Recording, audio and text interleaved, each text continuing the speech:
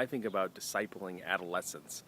And just to give you a quick summary, one of the things that I think we ought to be doing right away with students, particularly either pre-Christian or right as they come to faith, is it's really creating faith crises to cause them to question their faith right away, as opposed to the opposite of what we've traditionally done, which is kind of delay that as long as possible, really, those crises and those questioning moments until college or whatever. And let me give you three things that are really shaping the reason I'm saying that.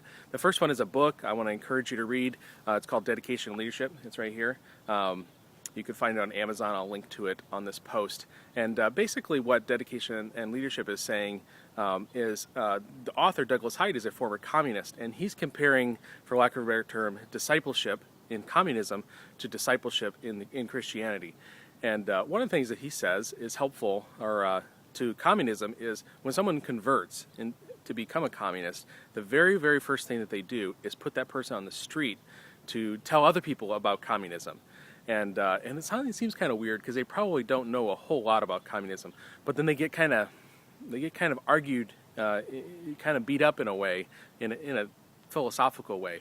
And the reason they do that, which I think is so fascinating, is that once a person kind of gets beat up philosophically or intellectually, you don't have to tell them why they want to learn. They just want to learn. And then he compares that to Christianity. In Christianity, we kind of do it the opposite, where a person comes to faith relatively early in life, and then we just keep teaching them and teaching them and teaching them to the point where they're bored. I know I've experienced that for years.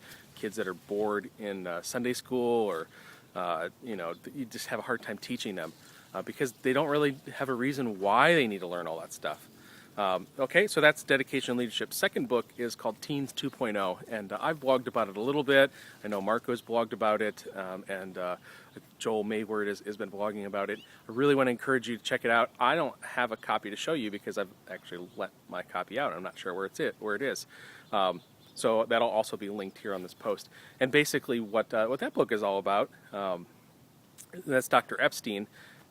It's really interesting because he's just pointing out the fact that we have kind of created this thing called adolescence, and in the process we've lowered the bar to the point where we don't expect anything out of teenagers. We don't even really expect anything out of 20-year-olds or 22-year-olds.